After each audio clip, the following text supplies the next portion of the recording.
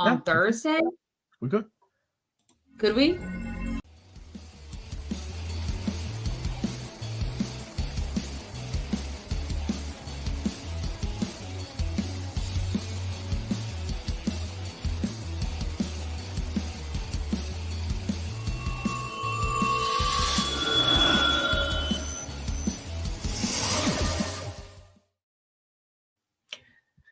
Good evening, all you mentees, and welcome back to another episode of Reelz Talk with your host, the amazing Amanda, my lovely co-host, the uncanny Omar.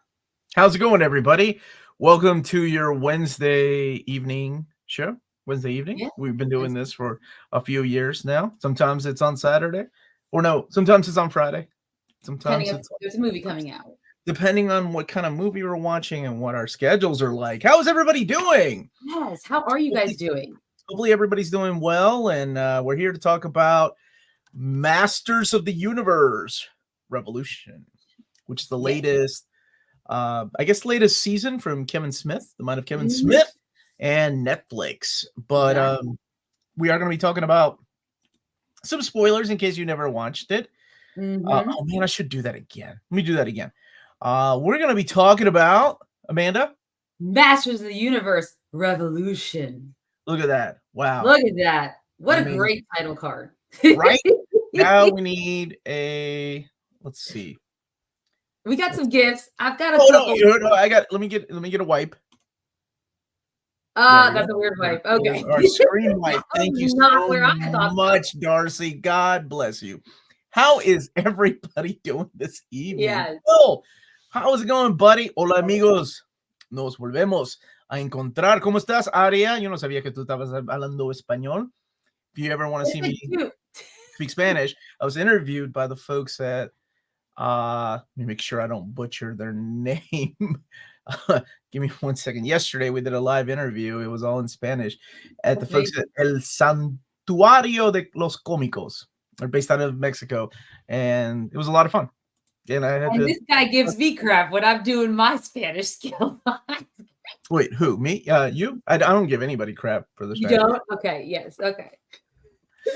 Kenny, how are you? You say you want a revolution. Well, Phil, I know for a fact you probably not seen this. Phil hasn't seen. Did you watch the original He-Man, Phil? I'm curious. Something happens in this show that I have been waiting since I was a kid to see. It was pretty cool. I don't know since what was it? Because I don't know since I've never. So for everyone who hasn't known this, pretty much the only He-Man I think I've seen was that movie we watched called wasn't really that bad, which is why I now say good journey at the end of all of my all of our segments because of that one movie. Yeah, it was a good movie. You liked it, man. You liked that movie. It was, I mean, I actually like the Masters of the Universe realm, the verse, whatever you want to call it. Is there like an official title for it? I think it's just called the Masters of the Universe. Or the He-Man verse? I don't know. Anyways, yeah. Preternia, Eternia, Subternia. Oh, I get it now. Yeah. So this is, I guess, would this be considered season 3 or season 2? Well, because I think it's technically season 2. Because I think like the Revelations was like part 1, part 2. But I guess they're considered 2 seasons. Okay, so this is with so I know nothing has been said, but is this considered season 2, part 1? No, this is the full storyline of this. Just 5-ish, like 5 episodes, huh? Yeah, I was reading up on it. So they decided instead of just trying to split the story into 2 parts, this is the story they wanted to tell in this section. You must not have liked it that much. You gave it a 3.5 out of 10. I gave it a 6. I think you gave it a 6 for nostalgia. So just put that back. Yes. Sort of. Yeah, Conan's. Conan. We also did do Conan though, so that's not we did do Conan because you had never seen it, and maybe it's time to revisit the Destroyer or Red Sonja. Oh, I know. I would love to. I would. When are they going to get too excited about Red Sonja? It's not coming out. We don't know what's happening with that. I would not get too excited. So, okay, well, I guess this is season 2 and continuing the adventures of He-Man with some Yeah. surprising twists and turns in this one, just like there was in season 1, right? Like, Yeah. so in case you haven't seen, Yeah. Do a recap, Omar. What happened in season 1, part 1 and 2? it pissed a lot of fans off. A lot of fans. It Yes. pissed a lot of He-Man fans off. They It did a pissed lot me more off harsh. not for the same reason. People were so mad at Revelation because they killed He-Man off not once but twice. Tila, the star. Whatever. That did not bother me. What bothered me in Revelation was I did not like the way that Tila was written. She was poorly written. She was like a very self-centered, spoiled, rotten brat. Played And by Sarah Spiegeler. was she? Because she's In, not in this. No, in this they did recast her with Melissa Benoist. Oh, Supergirl. Mm-hmm. Yeah, or Glee, whatever you want. Whatever. Or Glee. Okay, no. Supergirl. Star, yeah. Kenny, Supergirl or Glee, Kenny, tell this woman. Why was she recast? Sarah Michelle Gellar didn't want to come back? I don't know the details around it. I'm sure it's either probably scheduling conflicts. Maybe it's money, though. Great, given some of the other names they have in here, I don't know. But oh my gosh, right. So yeah, that was my biggest issue was the way that she was written in the first season. I'll summarize it in one scene. It's after Prince Adam is dead, and it's revealed that he's He-Man, and the parents are like, "Oh, now we have to explain to the kingdom that we both lost He-Man and Adam." Yeah. And she got so upset. She was like, "What? How could you keep that from me? He was my best friend." And I was like, "Whoa, whoa, whoa. You're going to yell at the parents that just lost a child? How dare they?" Yeah. You selfish brat. Oh my gosh, that pissed me off so much in that first season. Lots of cameos from the original cast. Eventually, Prince Adam / He-Man comes back. We have there were a lot of fake out deaths in that, including Orko. Orko was honestly one of the best parts about that show. I loved that character arc in him. Yeah.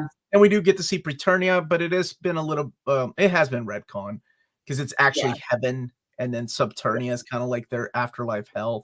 Yeah. But yeah. Wait, are you saying this is Kevin Smith's best work? But thumbs down? No. Dude, no. What? No. I think Kevin Smith has a very Dogma, dude. Yeah, I was like, this I don't care how people say that it hasn't aged well. I think it's wonderful. I still love those movies.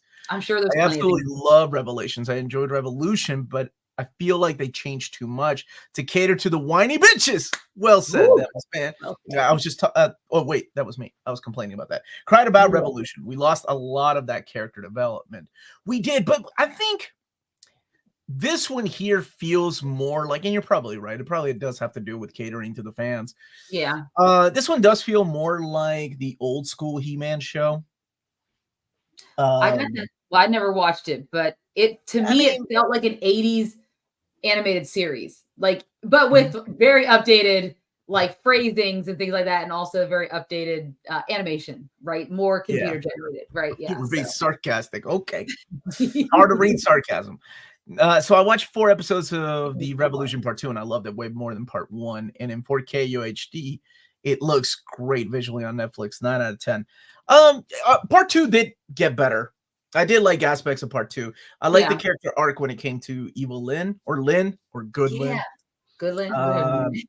And oh my gosh, the voice acting was really good. I mean, you got Mark Hamill as Skeletor. Yeah, that's awesome to begin with. You've got Liam Cunningham. Well, I thought at first is that Liam Neeson? I remember in season 1 when it first came out, I'm like, is that Liam you're Neeson? Like, what? Nope, Liam Cunningham, which is still a cool Liam. I loved him in Game of Thrones. He's Duncan, Man at Arms. What's his name? Chris Wood did an amazing job as He-Man. I really like him. I still think the best He-Man voice is the kid or the young man. He did the voice of He-Man in the 2001 relaunch, and it was amazing to see him, like, the range in his voice to go from like, "Hi, I'm Prince Adam" to it was just really cool transition. More so than the original voice cast. Not that that's still nostalgia to me, though. I still love it. Yeah. Lena Headey was Evil Lynn. She was amazing. Yep. But she's always. We even had Meg Foster. Meg Foster, Evil Lynn from the movie that Amanda was talking about. She came back to do Motherboard's voice, which is kind of like Evil Lynn. I'm trying to think who else. Gates McFadden. She was the mom, Queen Marlena. Well, this season is Keith David as Hordak. And holy crap. I don't know about you or anybody else. Yeah. But William Shatner did such a good job as Keldor that I was like, that voice sounds familiar. I could not tell it was him at first because I'm like, who is that? The way he was delivering the lines, like it didn't, because Shatner on purpose has a very unique style to his voice where he pauses, and there really wasn't that much of that, and it kind of flowed like the dialogue. And I thought he was a different actor's voice. Like I thought I had heard the voice before, but not William Shatner's voice. So that's what I liked about it. Mm-hmm. I knew Phil Owens hadn't seen it. So they had to pivot because Revelation was complete. I liked aspects of it. Don't get me wrong. I just had a big problem with Tila, who was the main character. So I guess, I enjoyed both series. Cam Clark, thank you for that. I love both seasons. It's so good. Nitpicking, I couldn't get into the Motherboard approach, but it was fun in the end. I mean, in the end, what they did in the season was kind of like, we're just kind of throwing that plot hole to the side and making way for Hordak. Better yet, making way for Keldor, which is really interesting. Yes. Wait. What is this? William Shatner trolling the trolls on Twitter I need to hear about this. Oh, wait, did he? Mark Hamill's Skeletor is so good and scary at the same time. I mean, Hamill's great, right? He's a phenomenal voice actor. So he really brought it in. I mean, he brings it in everything. I don't know who played. I can't. What's her name? The new Man-at-Arms, not Tila. Who played Andra? Andra. I don't know who. Andra was played by Tiffany Smith. Who's that? What's she been in? Gosh, she's so familiar. Her face. She looks so familiar, and I don't. I'm trying to look at her. Well, if you don't know who it is, she's in Guardians of the Galaxy 3, but as OrgoCorp host for Nikki. Wow, but she just looks like something else. Yeah, I don't. You got me. You're like, I don't know. I don't know who that is. She's been a Supernatural. She's done a lot of that stuff. She just has a face like she looks like I've seen her in things, like one of those kind of actresses. And she has been. She's been in quite a few things. Jane the Virgin. Yeah. I was saddened to see the lack of use of Hordak in this season, though, because I absolutely love Keith David. As a matter of fact, I just interviewed Greg Weisman, and Keith David was the voice of Goliath in the Gargoyles show. And he ever since oh my gosh. The Thing. That guy has been just, I don't know how he got into voice acting, because he was always an actor, but how he got into voice acting, I find it really interesting, especially when he's talking about like he wanted to be a preacher. Like, I don't know if you ever watched. No, you probably didn't. It was like the what was it? It was like the behind the scenes of all the movies, like from the 80s. The horror movies. Yeah. And what was that called? In Pursuit of Darkness, I think is what it was called. And in Search of Darkness. In the third one, they had Keith David, and he was talking about how he wanted to be a preacher, but he got into acting, and he was like, and I kind of see that as preaching, I'm still giving a message out there, and I hope it's a good one. Considering his roles, it's a really interesting thing to say. Yes, dude. It's one of the best. I got a birthday month coming up. I may have Amanda do a horror. I may do a horror week, like where we just pick a. This just sounds awful. It sounds amazing. OrgoCorp host. Oh yes, my favorite Guardian of the Galaxy. My favorite person in that movie.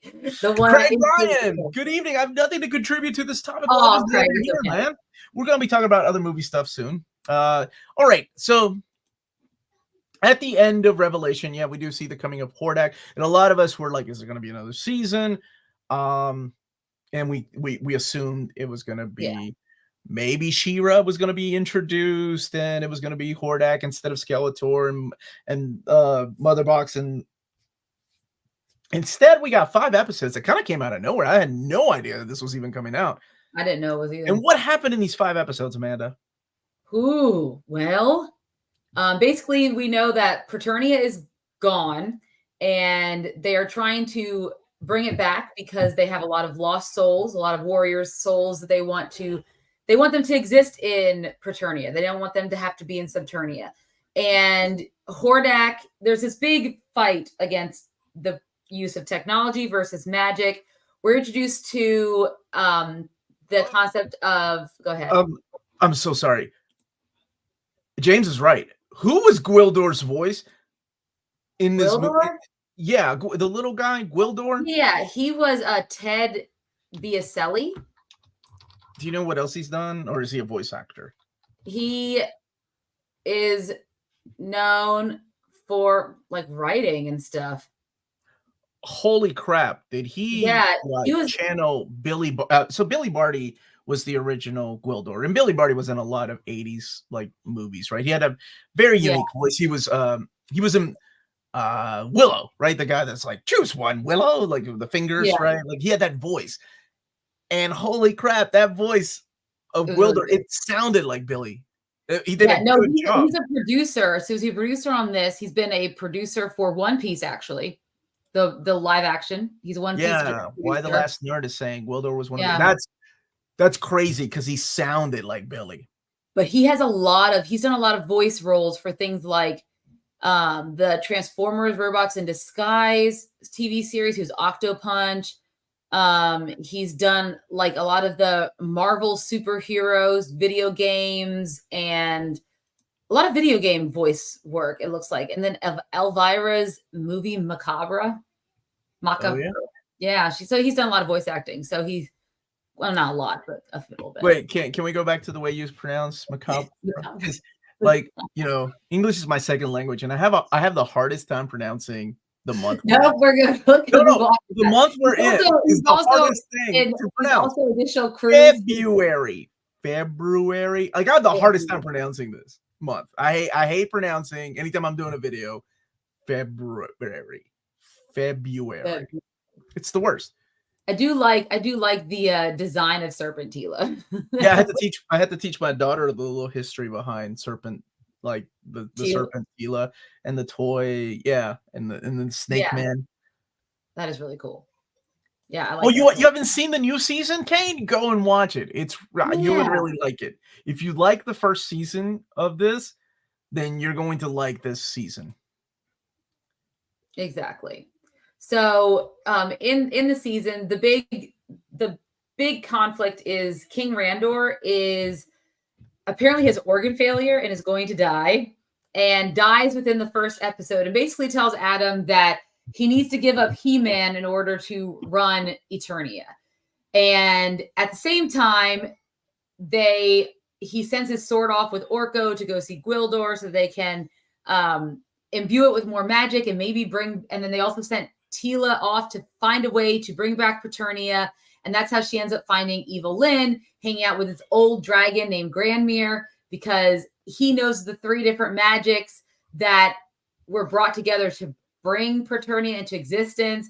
And so her and Evil Lyn are kind of off on that quest. Adam is then introduced to Keldor, who's apparently the long-lost uncle of his dad's brother, half-brother. And he was denied a little of that. A little of that bastard child stuff going on.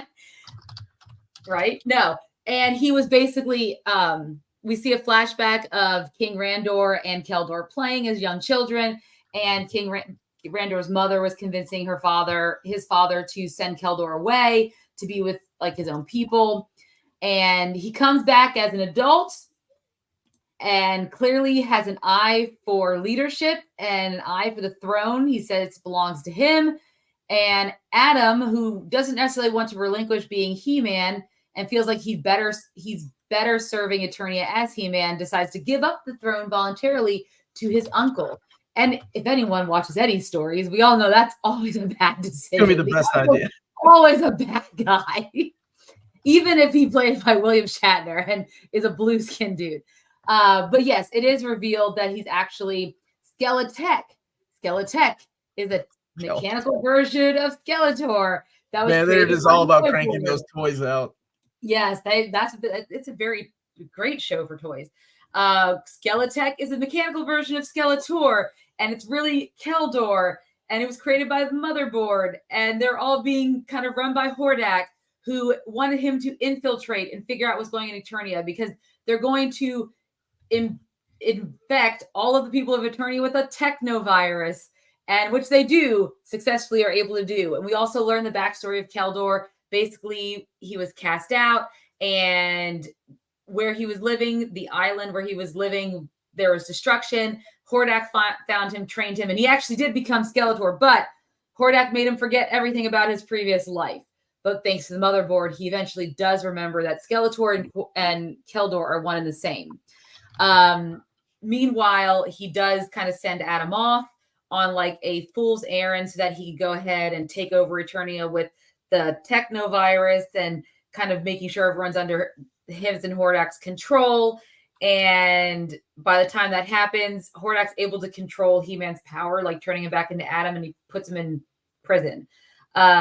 Meanwhile, Duncan is now the man at war, and he's with Gwildor, and he's with Orko, and they are trying to fix the sword and imbue it with more power. So of course, Adam doesn't really have the sword right now. And then Teela, Evelyn, Andra, they all try to execute an escape rescue plan for Adam.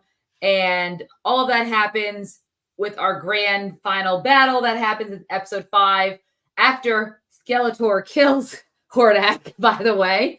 Once he finds out from Motherboard who he really is, he decapitates her and then shows her head off. Puts her in a box. Puts her in a box.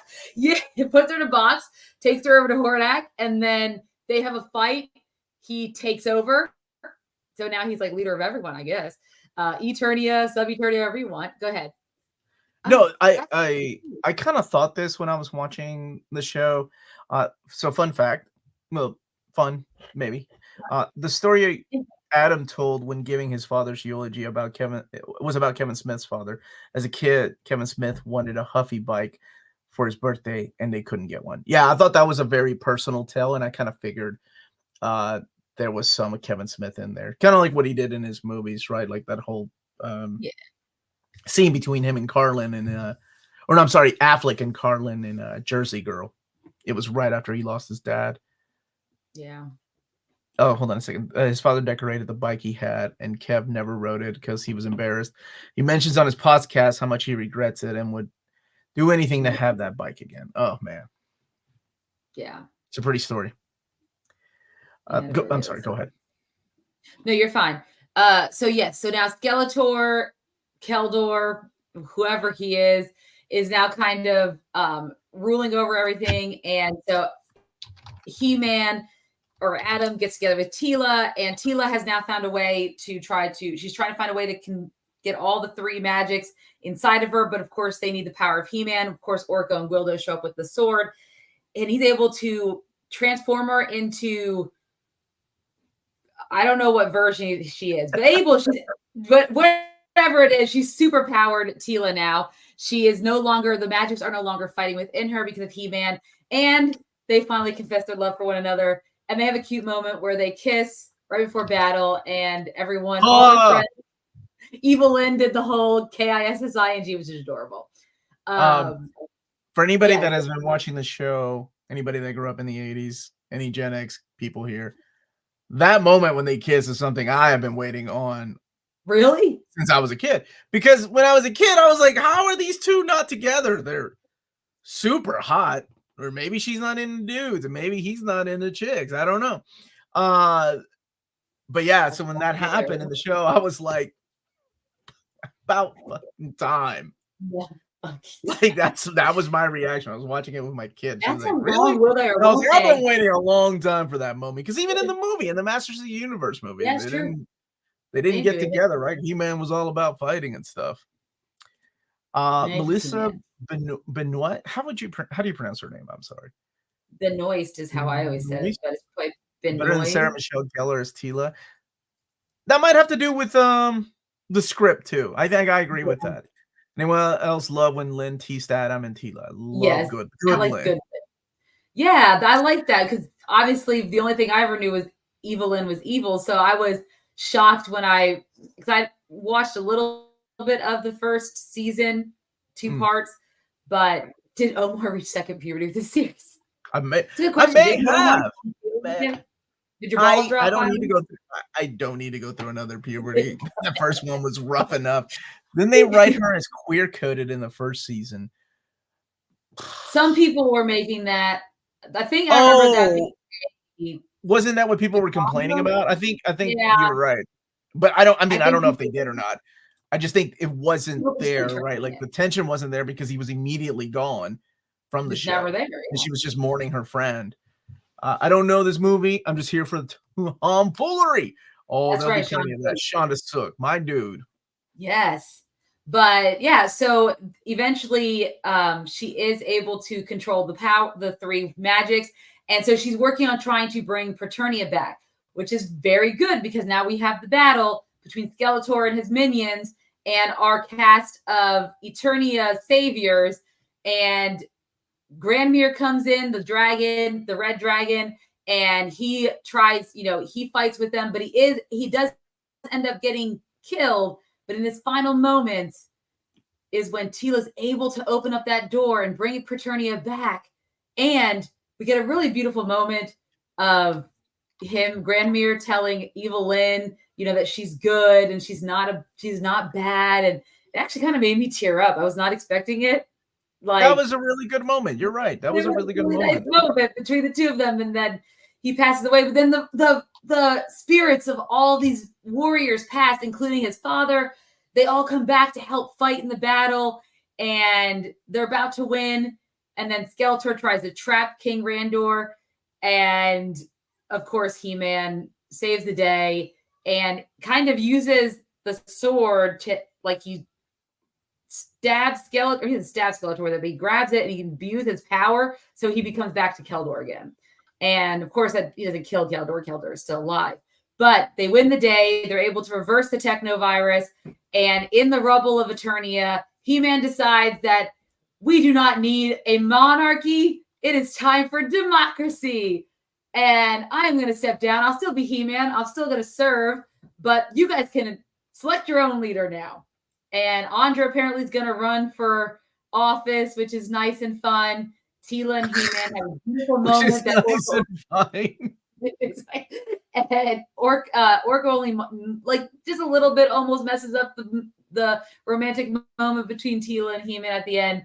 But yeah, so you get that ending, and then Evil Lynn becomes a, what are they called? Cosmic Enforcer. Guardians of the Galaxy. No, I'm just kidding. I don't know. That was definitely Zodak at the end of the in the after credits, where she's being summoned to wear that helmet. The most important thing we haven't mentioned yet.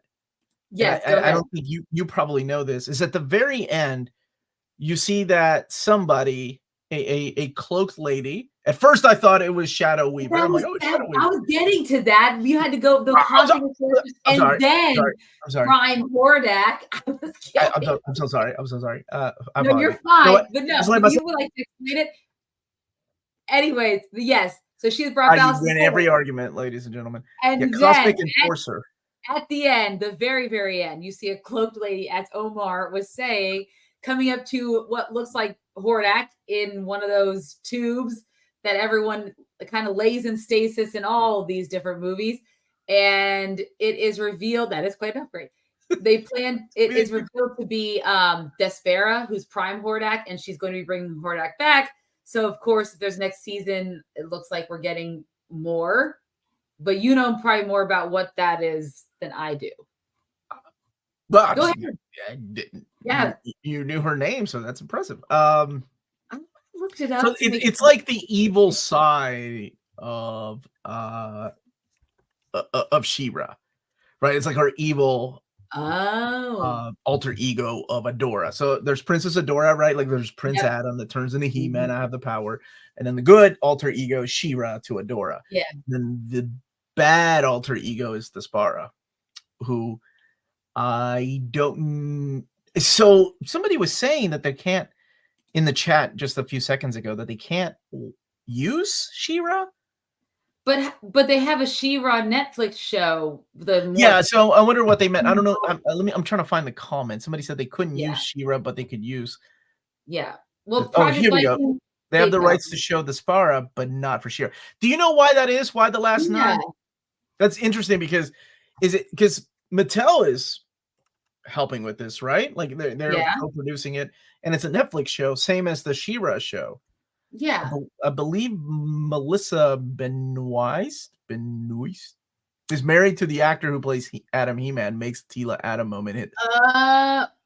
Oh yeah, look, Kenny knows. Kenny says she is married to Chris Wood. She is married to Chris Wood. Wow, way to go, Chris Wood. Get you a Supergirl. Apparently, DreamWorks owns the rights to the here cartoon. We go. Mattel owns the rights to the toy line, but they can't use the animated or live action version of the character because DreamWorks owns it. So someone would have to make a deal with DreamWorks. Bless America. We got another Sony, Marvel, and freaking This is like the Universal Hulk situation. I feel like that's like this. Yeah.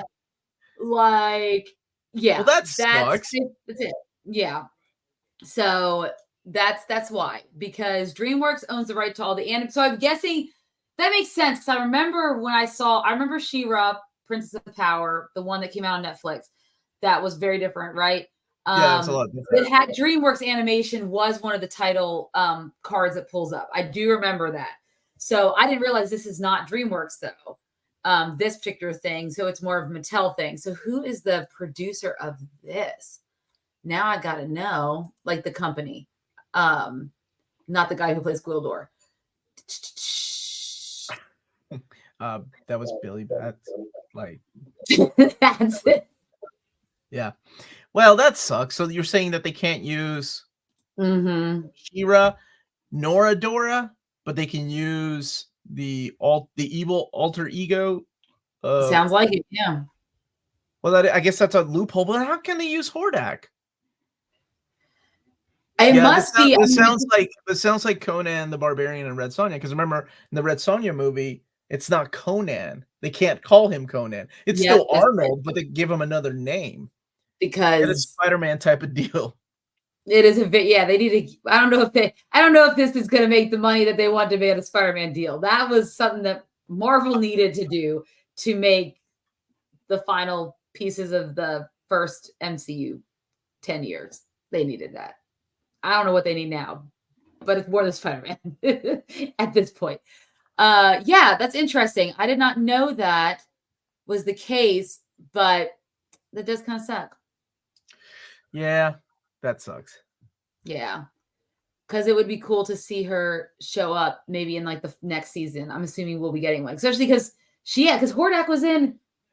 Yeah, was in She-Ra, Princess of Power. Yeah, so Hordak and Mantenna and a bunch of the villains from like Shadow Weaver, Cat. What's her name? Cat. Her friend. The cat. I can't remember her name. Damn it. But anyway, yeah, a bunch of the characters showed up there. So who knows? Maybe we do get some kind of temporary rights. I don't know. It would be cool to have all the characters together for a Christmas special. Catra, thank you so much. That's what it was. We'll have a Christmas special, and it'll be a Christmas miracle. And Hordak and Skeletor will stop being evil because of the spirit of Christmas. I think that was in the original cartoon. That was this plot to the Christmas special. So you who have never seen the original series, you've only seen the Masters of the Universe movie. Did we review Revolution? I can't remember if we did or not. No, I don't think we ever reviewed Revelation. No. We've talked about it. No, Revolution. Revolution was the original one, right? This is Revolution. This is Revolution. Revelation is the two-parter. Oh, that's right. Okay. We never reviewed that one. Right? It is a revolution because there's the whole techno revolution with Hordak and Skeletor, but then there's also the revolution of dismantling a monarchy to build a democracy at the end of it. So there's some type of revolution, and Fraternia. I don't know. Yes. Except DreamWorks owns all the rights to the Well, they are in constant communication, according to the article I'm reading. And they're also bringing a live-action She-Ra to Amazon Prime. Did not know that. Oh, boy. Who's that play She-Ra? That should season 3 happen, he fully intends to do a Christmas special. Now, that's freaking awesome. Hey, did you see one of your interviews was in a recent new Rockstars video? See one of your interviews? One of my interviews was in a. All right, give me a second. I'm gonna look this up. What's a Rockstars video? New Rockstars is a very popular YouTube channel. I watched them a lot. They do like movies and stuff like that. I don't remember. They're as popular as Near Mint Condition. Maybe I should put them on a video. They got 4 million subscribers. They're pretty. Gosh, John, that's what? I don't know what it is either. I thought it was a video game. Thank you. No, I did not know. Thank you. Do you know which video was it? Somebody, my buddy Jeff emailed me, Jeff Mitchell, shout out to him if he's watching, saying, hey, did you know you were quoted in this magazine? And he was like, I assume you do. And I'm like, I didn't know they were going to use it. Yeah, they had reached out to me and emailed me what I thought about William Messner Loeb's. And they used the whole quote in this magazine. That was really cool. It's in the... It's a back issue magazine number 149. Congratulations. Thank you, Jeff. I didn't know that. No, nor did I know about New Rockstars. Is it the Xandar and Thanos Galactics thing? It's the Thanos Returns one. Okay, right. That's what I'm asking. Someone dropped the link in the chat. James, where are you at, James? James, you out there? Who is New Rockstars and why is he ruining my country music? Good thing they didn't quote you. Say Batman is a 6 out of 10 detective. See, that's what happens when you misquote it, though. Oh, look, he's already got. Wow, James, you are quick. Thank you for that, James. So here's the link. Please don't go and watch Rockstars right now. I'd rather you stay here and watch us review Revolution first. Then everybody go and watch Omar, he's from our Lexington Comic Con. Oh, yeah? Yes. Can I share my screen quick? Sure, yeah. Do I look good? Yes, and there's like 128,000 views. It only happened a day ago. So I'm like, you're alive. God bless. I wish I got. Yeah, all right. Go. What are we doing? Are we reviewing Revolution and we're gonna watch? We were, but this is like okay. We will come back to this. Why am I in there? I don't know, but you should need to message them and be like, I didn't give you permission to use. I'm not gonna mess with those people. Wait, are they cashing in on my good looks though? Because these are people who like hang out with like screen junkies and stuff, but they have before. I could hang out with screen junkies if I wanted to. I just choose not to. I'm gonna send you this in our private chat over here. Okay, send it in my private chat. I'll look at it later. Let me focus on Revolution first. Let's focus on Revolution. Okay. Thank you for that. Who was it? Oh yes, thank you for letting me know. I did not know I was. That's awesome. I was behind the camera for that one. We get Dan on top of that. I won't be messaging them. I got people that message them. Message them and address them as dramaturgs. I may do that, Sean. Okay, you who have not seen the original He-Man, you've only seen Masters of the Universe. Have you? And you saw some of the Revelation, yes. Because I had tried to watch it. About this, the 5 episodes. Yeah, 5 episodes. So I like that. I don't think I had to know anything about Revelations to enjoy this film, and it helps going in knowing just a little bit about some of the characters, like who Skeletor is, Evil Lynn, and Tila, etc., and He-Man.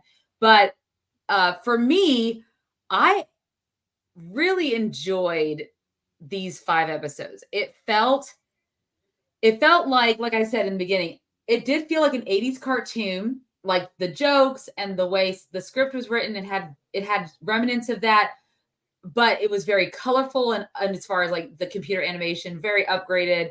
And I like the story. I always like the secret like identity reveals and things like that. Those tropes are fun for me. So I like the storyline and I like where it kind of went to. I think it was a very cohesive storyline where you have Adam dealing with the struggles of, do I stay He-Man or do I have power or do I, be king? And he gets to the end. Well, why do we even have to have a king, right? He's come to this revelation that we don't need a king to rule Eternia.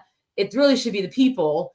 And I like that whole idea. And I like that we get this, Skeletor. Now it's like always, not that they always have a personal connection to the villains, but Marvel loves to do that, where there's always a personal connection. And I kind of like that. Sometimes it works. And I think it worked in this one where Keldor and Skeletor were one and the same. And it didn't seem, and I've never seen any of the original stuff or anything. So I don't think it felt like it was out of left field. It felt like it could have been something that would have happened. But I mean, I dug it. I've watched it several times because it's only 25 minutes a piece. So yeah, you're only a couple hours out of your life. So I've actually enjoyed it. This is a weird nitpick. Go ahead. This always bothers me in every incarnation of this plot.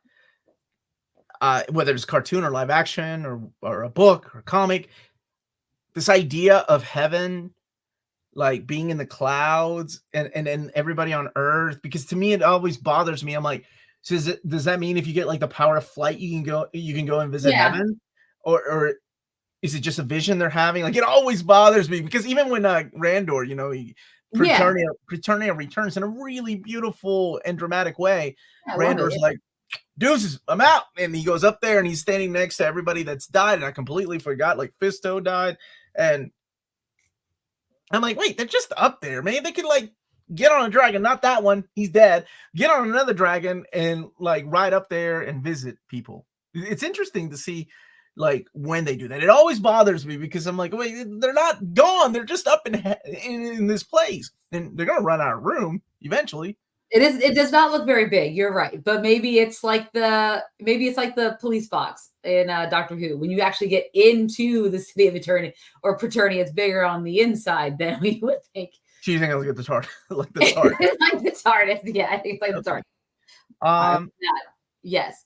Did you have any issues with the show? Did I have any issues with the show? I don't know. Maybe with I was thinking with some of the side characters where they really needed the ideas, and maybe that's because they downgrade the characters from the first season, but people like Andra, I don't necessarily thought we needed time for those characters. I felt that they were just kind of there, but I guess we need those characters in some respect. And maybe with Duncan, Man at War, I felt like he wasn't given as much to do as I thought I would have liked with this season. So those would be some of my minor complaints about this show overall. And yeah, I think those would be some of the characters, having some of the additional characters in there. I don't know if they really were needed or not, but anyways, that's my biggest complaint. I think a lot of the characters were there as Easter eggs for fans of the old show. That makes sense. Or the comics fans that grew up with it. And I feel like I both loved and also did not like this, because you have 5 episodes and we had 3 different outfits for Tila, and Man at Arms becomes Man at War. And I thought, oh my God, this is exactly what the show was. The TV show was made because they didn't have a comic, they didn't have a story, and they needed a commercial, and it was a 30-minute commercial. That's why we had a lot of the 80s shows were cartoons, were commercials. And I thought that's what they were doing with this. Very cool, right? But there's also not a lot. Roboto was in heaven. Guess he had a soul. Johnny Five was a lot. Yeah, toys. And I haven't collected the Masterverse line, by the way. I stuck to Origins. Yeah. Okay. But there's a lot for 5 episodes. There's a lot in here. So maybe that's why I know they want to sell toys, but there is a lot in here. So for me, I really enjoyed it. I thought it was fun. I think there was my one issue was kind of what you said. I like too many characters, too many things, and then they kind of did away with some of the plot from the previous seasons. And I can see, even if you didn't like the previous seasons, you still want to see them work their way out naturally and not end up in a box you built it up for one season, and then the head, the Five box. What is this, 7? Yeah. But maybe that's just me. Yeah, I think it went by too fast. I wish it was twice as long. The animation was just as good as seasons 1 and 2. A little choppy here and there, but I mean, it's just, I'm glad that it at least it looks hand drawn. Yes, because I'm assuming it's not complete. Like it's very CG. It's computer graphic, like it's computer animated. But right, there's some great part. I mean, there's some beautiful coloring and work in here. I mean, there's some stuff I really liked about the animation part. So I dug it. Kept my kids' attention, so that was a bonus too. Oh yeah, I watched it with Lydia. We've been watching it since the first season of really? Revelations. Yeah, we really enjoyed Revelations. Well, she liked it more than I did, but we both had a problem with Tila. But we loved Orko, and when Orko died, but he came back, that was cool. But we both really liked Evil Lynn. I particularly like super sexy, strong, buffed Evil Lynn. When she got, you didn't make it that far in Revelation. She's like, no, I did not. Dude, she's jacked up. She's got a 6-pack. Her leg looks like it could break like He-Man because she picked up the sword, right? Yeah. Because that's what happens in that show where Skeletor says, I have the power, and becomes like the super Skeletor. Yeah. But I like the music. A couple moments in there. Like, even the Sailor Moon transformation from the final, is it the final episode or episode 4 of the season? I think it's from the final episode. No, it's the final of this. Oh, you mean of Tila, her? Yeah. Well, both of them, him too. Because you never see that, right? In the cartoon, in the original 80s show, and in this, he raises the sword and he's like, I have the power. And then he comes out, oh, I'm He-Man. And then Cringer's like, you mean you didn't have to strike me with lightning? I could have just I thought that was cool. No, this was fun, and I want more. What would you give this out of 10? And what would anybody that has seen this give this show out of 10 this season? Out of 10, I'd probably give this, I'd say like an 8 out of 10. I did enjoy it. And for someone who's never seen, besides the movie we watched for Was It Really That Bad, and very few episodes of the first season, I really did enjoy this. I'd watch it again. I would watch the next season if it came out. I had a lot of fun with this one. Short, sweet, and I want more. This was an 8 out of 10 for me. I enjoyed it. Probably more than I should. Yeah. 7 out of 10. 7 out of 10. Haven't seen it. Can I still give it? Sure. That's what you want. Only you can. Oh yes. Aerosmith, Toys in the Attic, lyrics go.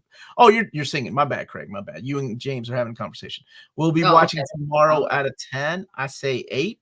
I like it quite a bit, and I would watch more. There we go. The old toy mini comics is worth checking out to see early Bruce Timm and Mark Teixeira. I think that's how you pronounce it, but I'm probably wrong. Yeah. So that's our review for Revolution. Thank you so much for tuning in, everybody. And I don't know what else we got. We got to talk about what else have we got? Well, I guess we could talk about the new rock stars. Yeah, can we pull this up quick? This is blowing my mind. It's blowing. I don't want to get a copyright strike. Oh, you're right. I don't. But it's your it's your Jim Starlin interview, I think. Oh, it's the Jim Starlin interview? That we did from Thanos. Yeah. Well, good.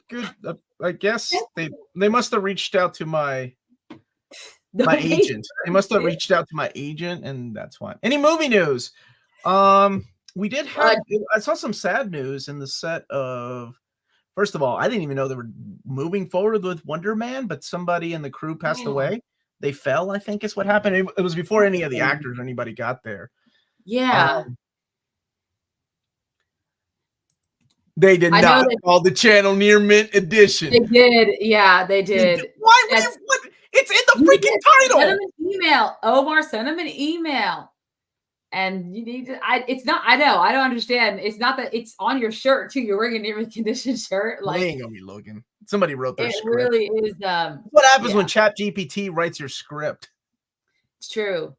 Oh, well, the big news, apparently Elon Musk decided he wants to get involved in the whole That's Gina. the big news. Oh God. I mean, well, it's interesting, right? Because why the hell is he getting involved with this dispute anyway? What does it have to do with him? But it is interesting that is something that we're having to deal with. So she followed. So for those who are familiar, what is the issue here? He wants people to reach out to him if they were mistreated. I don't know, but I know Elon Musk has gone for Bob Iger before on X. But basically, for those who are not familiar, if you remember, Gina Carano. Oh yeah. Yeah. Whoa, what's that? Was removed. She was removed from, I don't know, it's like an ad started playing. I'm trying to read this to understand what's happening. Okay. So she filed a lawsuit because Disney fired her after she made some comments that weren't within their, anyways, in their political scope. So she's filing a lawsuit for wrongful termination, and now Elon Musk is funding it. And Bob Iger said he has no thoughts about it. That was the most interesting thing that happened about it. I don't know what that means. Wait. The Fog? Are they remaking The Fog? Or are you talking about Silent Hill? Is this? I don't know, but he wants us to know The Fog is coming. God damn it!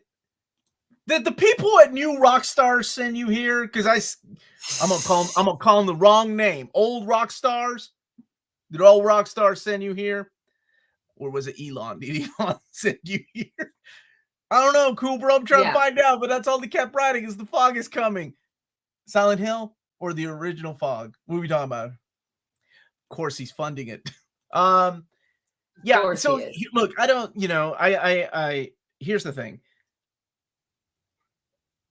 What she said, I can see people are like, well, she said it, it was something that she said on Twitter, I think is what happened, right? I don't really keep up with this. All I know, at least in the state of Kentucky, they don't need a reason to fire your ass. Unless she had a contract. Then she does have, some ground to stand on. If she had a contract that said she could not be terminated. What's that? Well, that's the thing. That's why you get a good lawyer to help you read your contract, right? Yeah. But as far as if there is no contract and she signed on to do like a season or two, and they can let her go at any time. That's it. I mean, that's the end of that. There's no lawsuit. No matter what happens, it sucks. It's happened to all of us.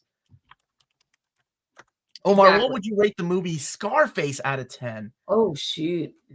All right, man. Here's the thing. I'm Latino. I'm from Peru, but I'm not the biggest fan of Scarface.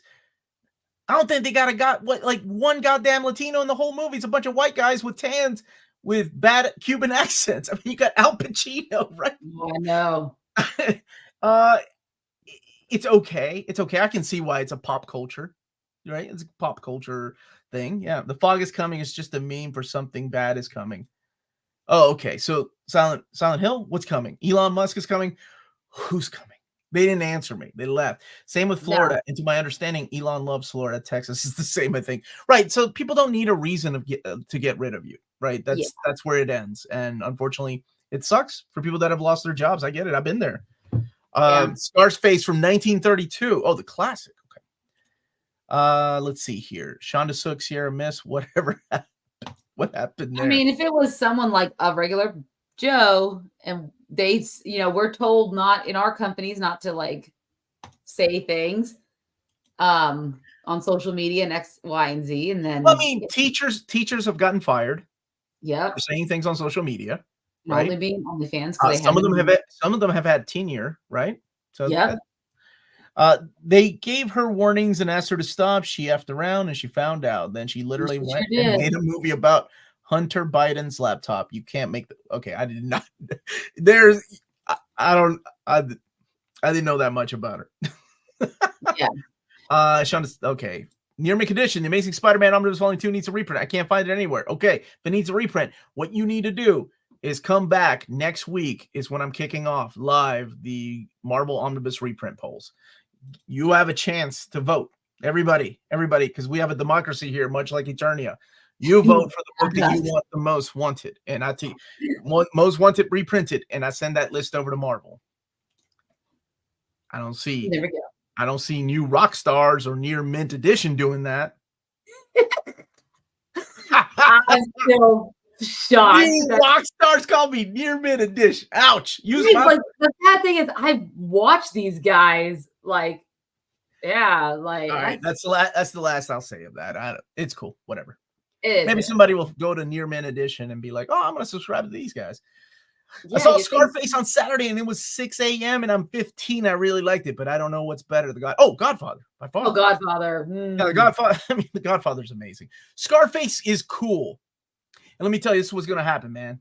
You're gonna get old enough, and you're gonna be like, "Oh man, Omar was right. Wyatt Earp is a better movie than Tombstone, but Tombstone's cooler," and I will stand by that statement. Oh, I do like Tombstone. It has a great cast. It doesn't have Kevin Costner. Yeah, but I mean, it has a great cast. Val Kilmer's really good. Val Kilmer's awesome. Yeah, you're right. But Michael Bean, yeah. Look at James. Look at James. My man. February 8th is the Marvel Omnibus reprint. Wait. Can I be honest? I only watched Scarface a long time ago when I was a teenager, because one of my friends had told me it was, at the time, I'm sure this is not the case anymore, at the time, it was the movie that had the most F-bombs. So we watched it together to count how many F-bombs were in Scarface. That's the only time I watched it. There we go. That's hilarious, because I think that got completely knocked out of the water by even movies like the Dude, The Big Lebowski, right? Like Big Lebowski knocked it out, and they seem to outdo one another too whenever it comes to these things. Yeah. Let's see here. The amount of F-bombs in like Superbad was like, I knew it was you, Fred. Dude, what an awesome line, right? Oh, Godfather 2 is one of the greatest movies ever made. I love that movie. Tombstone's greatest of all time. I stand by my statement. Wyatt Earp. I love Wyatt Earp, man. Costner's acting is like listening to a wait up. Now I know the next movie that we have to do a review. Which one We're gonna do a versus review. We'll have like pros and cons for each film. We'll do it on screen. All right. Here's what I'm gonna reach out to Dan Merle. I'm gonna get him on the show, and he can do the tiebreaker, and he can be like, "Omar's right, Amanda. This will be our version of That's all I want to hear him say, though. Then I can boot him off. Costner's Open Range is super. Oh, it's a beautiful movie, man. Tombstone's your favorite Western. I love Tombstone. It's good. It's a lot. There's a lot of Westerns out there, though. Sopranos is doing something way ahead of their time, man. Sopranos to me was like, everybody praises shows like Breaking Bad and Dexter. Sopranos was doing that in the late 90s. It was like you cheering for the bad guy. In the first episode, he's strangling somebody to death, and you're like, that's my guy. That's crazy how a show can make you think like that. What else is there? Let me see. There were some other movie news. Sydney Sweeney really wanted to be Julia Carpenter. I've been in on a Sydney Sweeney kick ever since you had me search for images a couple shows ago, and I'm like, oh, okay, yeah, she's cute. So glad that you did that. Well, but I saw her. Oh, what was the Reality? Have you seen that one? It was on HBO. It was an HBO original where she played. I know what you're talking about, but I've not seen it yet. No. She was really good. She was really good in that. Well, when we go see Madam Web, we'll see how good she is on the big screen too. Next week. Yes. Next week. What's up, Leo? I have an update on Jonathan Major's sentence has been pushed back. Look, Leo is our correspondent, man. Thank you, Leo. Was our correspondent. Thank you for that, buddy. Poor guy. Once Upon a Time in the West is a classic, and The Searchers is great, and are the greatest westerns. I still think The Man Who Shot Liberty Balance, and The Magnificent Seven, and yes, I know it's just the Samurai 7, but it's still a freaking phenomenal film. And Unforgiven. Unforgiven is a class. Oh, I'm glad you brought up Unforgiven. Yes. Reality is where the entire movie was a transcript, wasn't it? Yeah. Is it? Okay. That's cool. Alien Romulus coming August 16th. I didn't know they were going to do Then we're gonna do I it. heard they were doing another Alien, which why I don't know, but here we go, Amanda. Let's speculate. Madam Web review embargo lifts on February 13th, the day before the movie releases. Good idea, bad idea. What? For those of you that don't know what an embargo is and why sometimes studios decide to lift it right before the movie comes out, or sometimes 2 weeks before they come out, Amanda's going to tell you. Yeah, I mean, essentially, what they're doing is they're trying to avoid any bias going into seeing a film, and so they want to try to avoid the reviewers, because I think movie reviewers typically can see these movies maybe a week or so in advance, right? Because those premieres, I think the premiere already happened last week or this week. Last week, I think, if I remember correctly. There's multiple premieres of the film, usually, in the States, overseas, etc., where they they walk the red carpet and they all do all that fun stuff.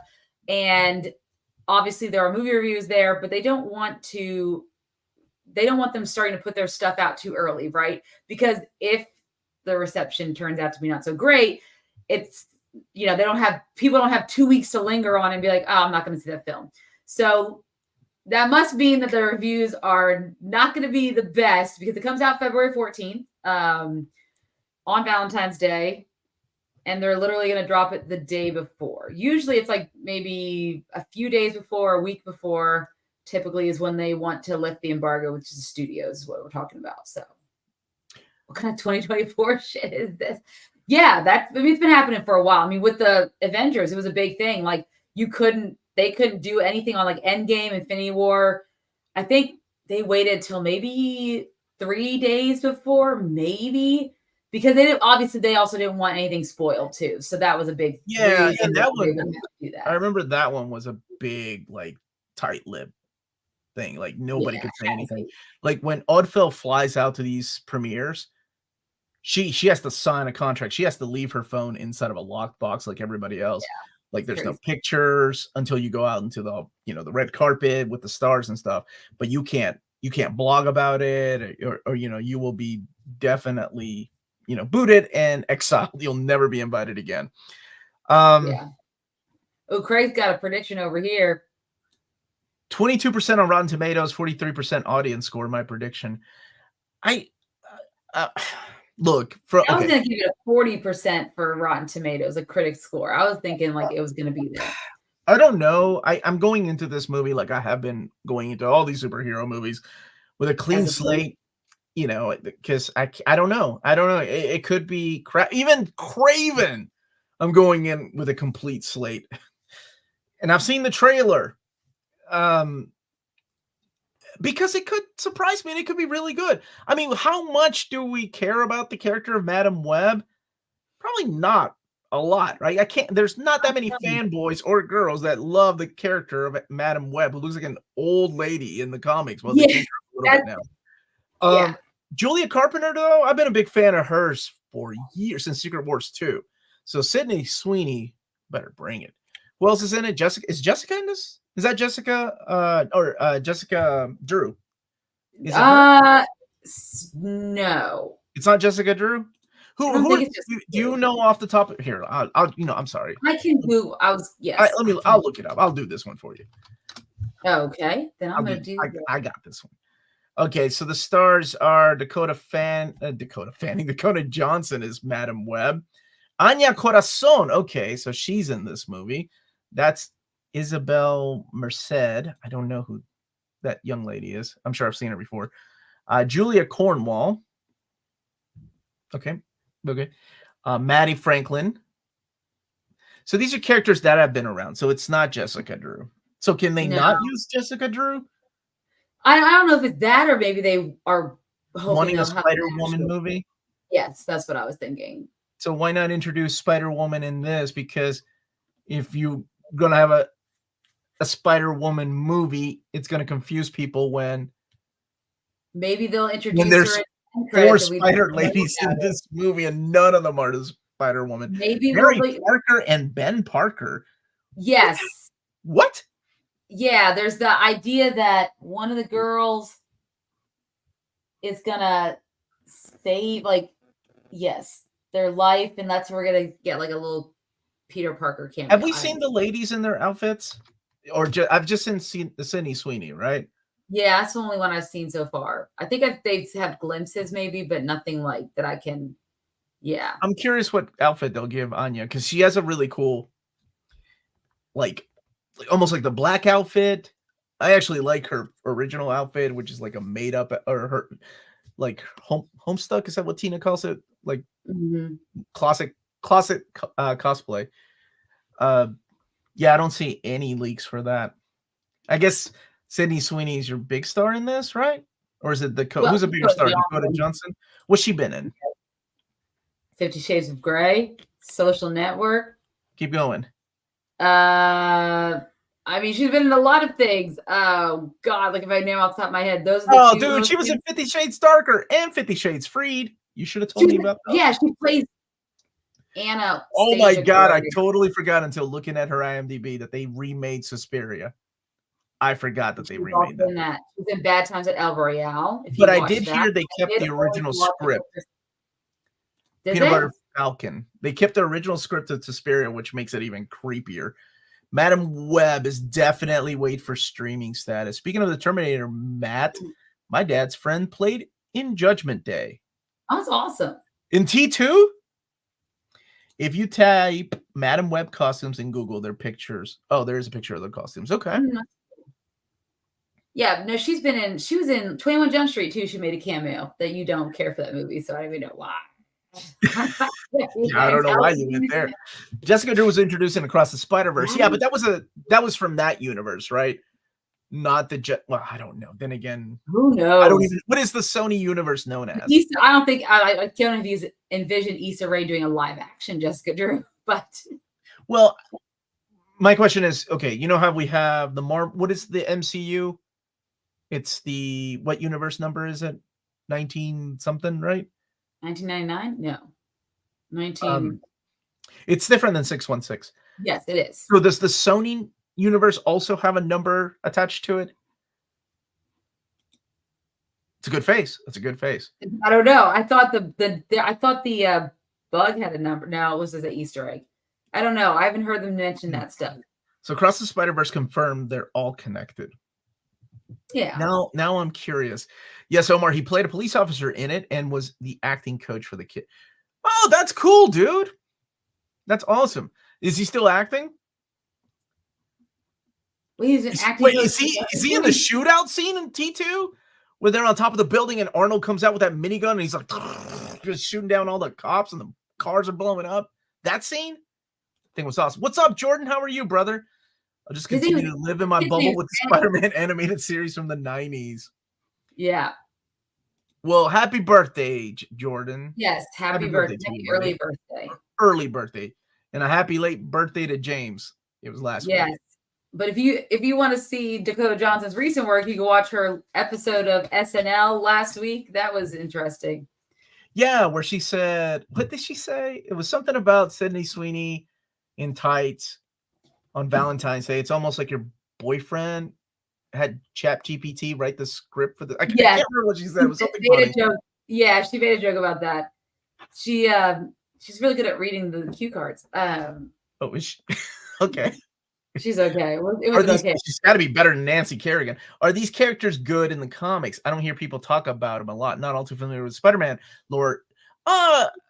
Okay, so let me look at them again. So Anya Corazon is a character that was like an early aughts character that was introduced. She's like the Latina version, like a Peter Parker, right? Introduced in the early aughts, mainly to get new young readers, to start reading comics. Mark Brooks was the artist at the time, so they were going for that manga flair type of art in it. And Madam Web, no, she's not that popular. I mean, she's had an old lady in the comics original. I mean, neither is El Muerto, so I don't that's another one. So no. Even if she played in a storyline, like a story arc, she's been dead. Nobody cared, and then they brought her back. And I think in the comics now she's young. Probably the most famous one out of all of these is Julia. And Julia I don't know why they changed her last name though. Oh wait,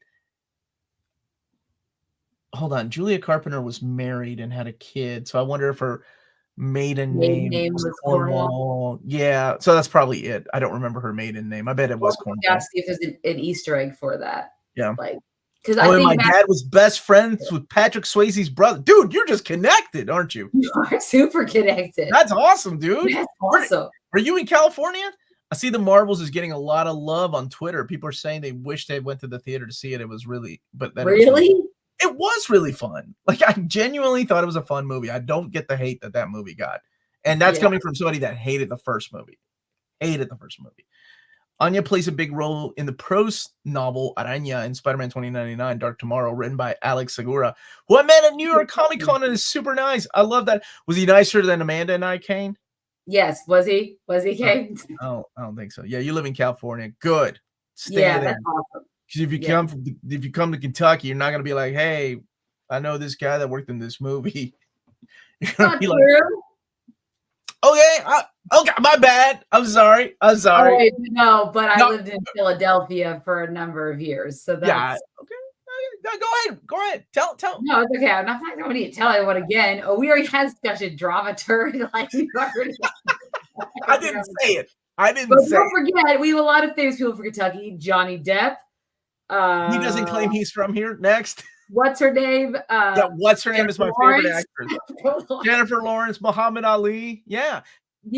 Colonel Sanders, Don Rosa, Uncanny Omar. Need I say more? Come on now. You guys topped my NYC. Well, there we go. Thank you, Kane. Yeah. I'm sure I missed a lot in the stream. Got in here late. It's okay, Richard. You can always catch up. Yes. John Carpenter. That's right, John Carpenter. Yeah. Someone else. Not Matthew McConaughey. That one rapper you like that was in the remake of that one movie that I refused to watch. The remake. I'm not watching the White Man Can't Jump. That one. That guy. Oh, Jack Harlow. Yeah, he's from he's from Kentucky too. Oh, my dude. The dude. Great actor. He was I know who you're talking about. General Zod. What is his name? Michael Shannon. Michael Shannon. There you go. Guy's a phenomenal actor. We got some people, man. Luis Guzman. No. Dude, we're rewatching Community, and it was the episode where they put up his statue, and I'm like, I should take a picture for Amanda just so she has it on her phone. Yes. She remembers who Luis Guzman is. Oh, speaking of Community, so I don't know if anyone here has started watching Mr. and Mrs. Smith, Donald Glover's new TV show on Amazon Prime. Apparently, he did try to contact Brad Pitt to ask him for advice, and Brad Pitt politely declined to give advice on the film, which is interesting because I was like, why? I have never seen that film. Yeah, now I know something else we gotta watch. I've never seen the original Mr. and Mrs. Smith. I'm sure it's great. When did that come out? Like early aughts, right? Early aughts, yeah. Because he was still with what's her name, Jennifer Aniston. Angelina Jolie. Yeah, well, he's not with her either anymore. So apparently, Donald said he did talk to Dan Harmon about the Community movie and the script because it is moving along. He's writing it with Andrew Guest. They're co-writing it. And apparently the plot kind of sounds something like it's a college reunion, but Abed's like a big movie director now. Can they bring Pierce back from the dead, please? I don't know if Donald Glover would do it if Chevy Chase was there. But Donald Glover gave a speech about the cancel culture. So it would be his way, he said the cancel culture is ruining comedy. This would be his way to just make amends with the past and say, look, we all get along now, man. Me and Chevy Chase. Very late to the stream, but just dropping some support for NMC Evening Amanda. Sup, Omar? We'll catch a replay. Thank you, my brother. Please do. Luis cameos as Miguel O'Hara and Madam Web.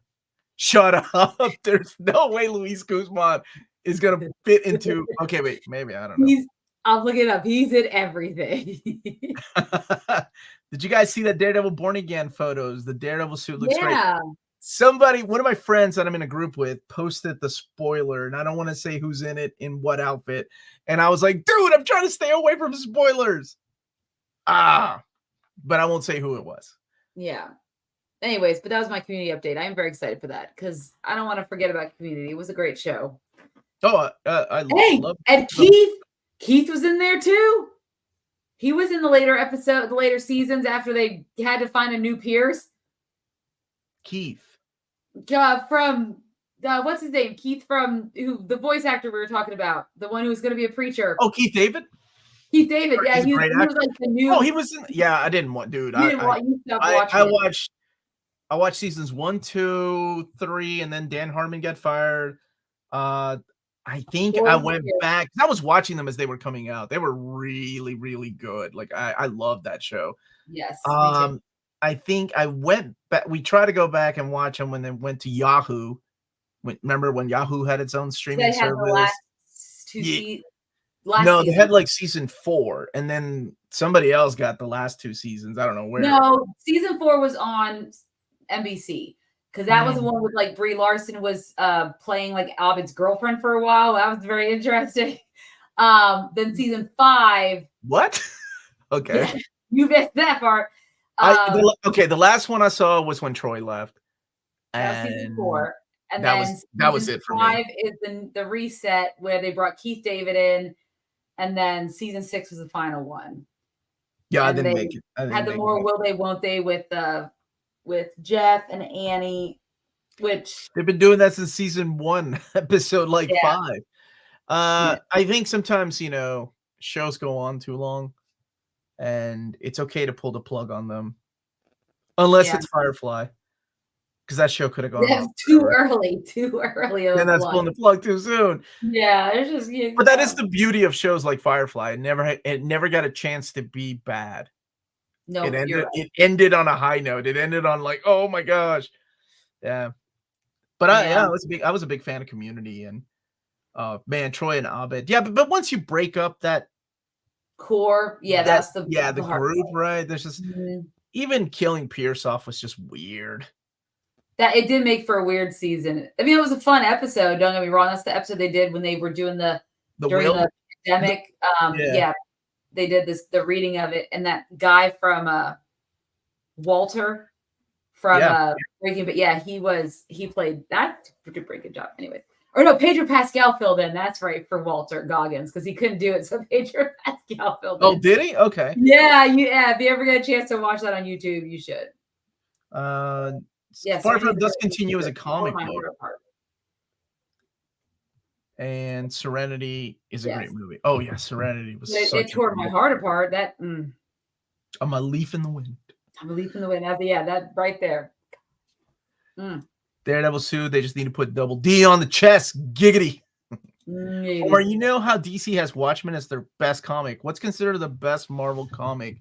The Watchmen of Marvel. That is a hard question to answer because Watchmen is taken out of continuity. So you would have to look for a comic book that is not set in Marvel continuity. And they really didn't. Stan wasn't a big fan of that idea. That's why he created that whole new universe thing. So it took him a while to get on that bandwagon. I don't know. It'd probably be something that they release, honestly, in the last 20 years. Because I can't say God Loves, Man Kills. That's my favorite graphic novel, but it's not. But it's in continuity. It's X-Men. Goodness, that is a good question. Marvels, maybe? Maybe by Kurt Busiek and Alex Ross. Marvels? Excellent question, though. That is a good question. Nathan Fillion's a treasure. Yes, he is. Too bad we never got a younger version of him to play Nathan Drake in Uncharted. Or Hal Jordan in Green Lantern, right? Yes, Marvels, that's right. Squadron Supreme, it has been heralded as the Watchmen of the Marvel Universe, but it's so different, and the characters are in the Marvel Universe. Weapon X is a classic. Yeah, it's a lot of good ones out there, but to compare it to Watchmen, it's hard. That's one of my most top 10 read books. I love Watchmen. It's still to this day, after all these years, big fan of Watchmen.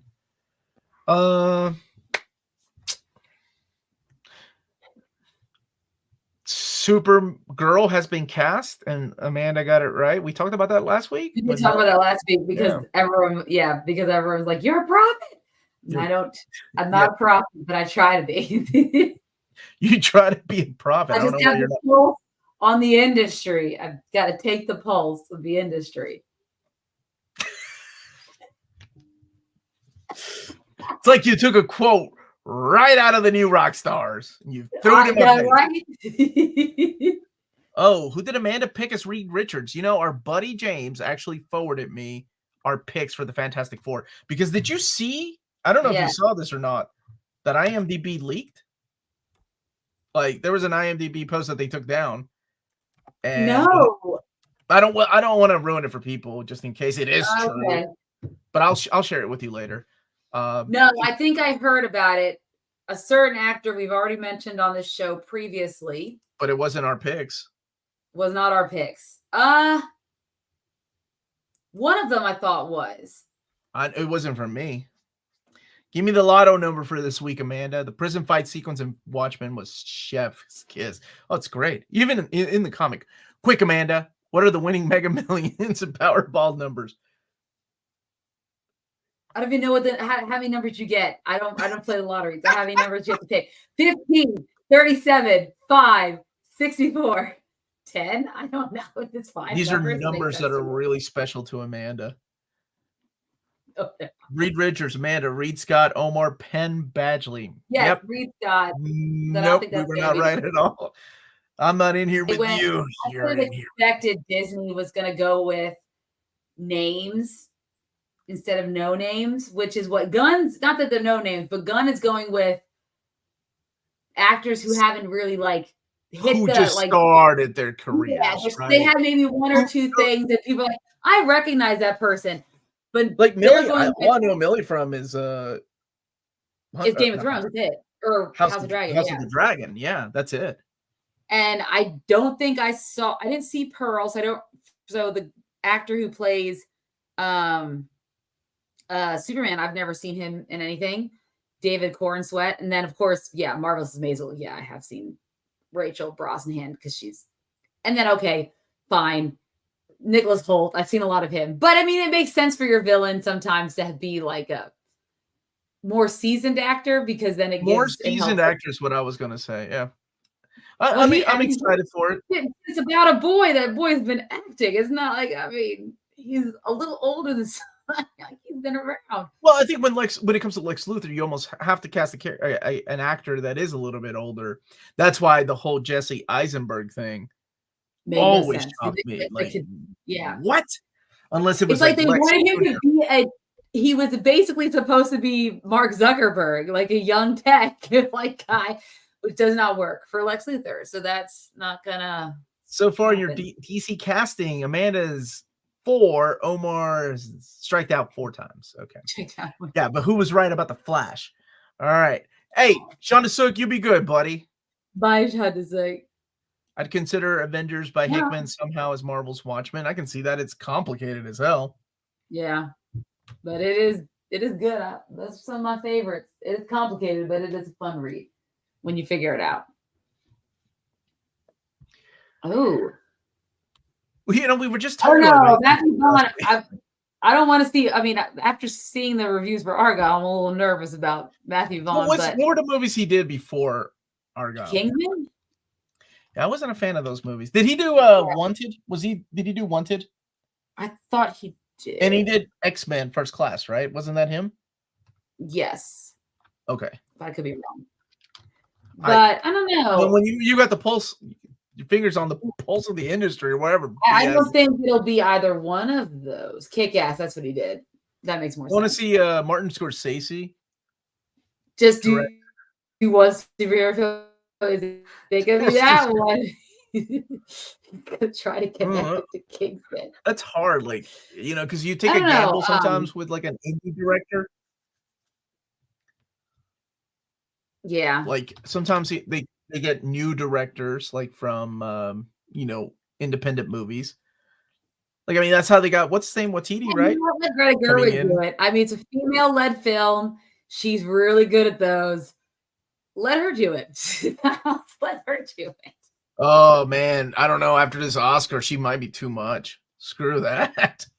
Get you an indie director, somebody that's been at the game for a while but hasn't got the recognition. Wouldn't be too much, but it would be cool. I don't know. That's a tough one. I really don't know who now, right? Who's got the vision? Yeah. Jason's working on his Ghostbusters legacy, right? Like his dad's legacy, if I'm not mistaken. Need a good Spawn movie. I think Spawn's coming back. When I interviewed McFarlane, he said they were working on a Spawn movie. Oh, go ahead, cool bro. May the force be with you too, buddy. And with you. Whatever happened to Richard Donnie Darko Kelly? Oh God.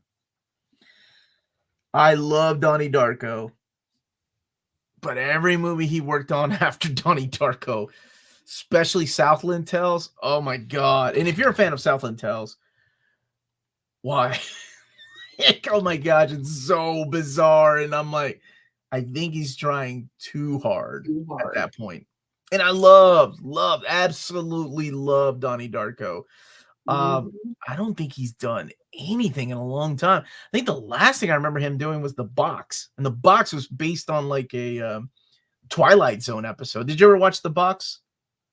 Yes, I did. The Box where they bring the box. You have to make the choice. Either you, like something happens to the next people, but you don't know, you're not connected to them. Southland Tales was the movie he did after Donnie Darko. I want to say he did that movie because he directed Southland Tales, he directed Donnie Darko, and he directed The Box. But I don't think he did direct Domino. I know he wrote it. I don't know what happened to that guy. He just disappeared. I don't know if he's making music videos. I don't know where he is. Edgar Wright. Oh, maybe with James Gunn. Maybe with James Gunn. They kind of share a lot of the same styles of like cinematography and a lot of the same kind of humor. I can kind of see that working. And if there's someone who's going to give Edgar a little bit more freedom than Marvel or Sony, it would be, or Fox, it would be James Gunn, I think. J.J. Abrams, interesting. Patty Jenkins might be shout as long as she's in writing. Big thanks to Rob Liefeld for his contribution to comics. Yeah, he's retiring. See, no, I think he's just retiring from Deadpool, isn't he? I don't think he's retiring from comics, right? Is he not? I thought it was like the whole thing. He was like, yes. I thought he was just done with Deadpool, that he's got this summer is his last Deadpool story at Marvel. Oh, yes, you're right. He's saying goodbye to Marvel. Yes. Yeah. 33 years. No one stays at a job that long anymore, guys. No one. Well, it's not like he was constantly working on Deadpool. He left Deadpool to go and become a multi-millionaire overnight by forming Image Comics with the rest of the crew. That's true. Yeah, I don't know who I would get to direct, honestly. Not psyched to hear Tom King is still in the cinematic mix. He is. Because him and Gunn have been talking. He got in trouble for saying what they were working on. I can't remember what it was now. Was it Creature Commandos or something? I think so. That's why when I was at Baltimore Comic Con, he was like, yeah, I can't do any interviews unless DC approves. Fingers crossed for more Blood Wolf. I'm honestly, man, like Liefeld gets a lot of hate these days, but I like him. I like his art. I don't follow him. I don't follow what he says. There's a lot of creators I don't follow and keep up with what they say because sometimes people say stupid shit. But I was a kid. I was in middle school when New Mutants was changing, right? So it felt like I was going through that adolescent phase, and New Mutants was also changing. They were becoming X-Force, and Rob Liefeld was a big part of that. And I will always attribute or think back at that time that as I was changing and so were the comics, of course, they were becoming more militant and X-Force-y, but still, it's kind of hard to describe that to people that, have always or have gotten into comics when everybody was hating on, or when it was cool to hate on Rob Liefeld. Ray Stevenson as Frank Castle is the Punisher. That's the one we reviewed, right? We both really liked it. When he blew that dude up with a bazooka, that guy. And I'm a big Ray Stevenson fan since Rome. I loved him in Rome, and yes, he was awesome in Ahsoka. Black cells roam basically everything he's in. The guy was a killer, and we lost him way too young. He did. Tom King is helping write. Is he helping it, or is he just based on his story? His story. That's what I thought. He could be helping. I mean, he could just be. I mean, and helping is, and how much help is helping when he's the creator.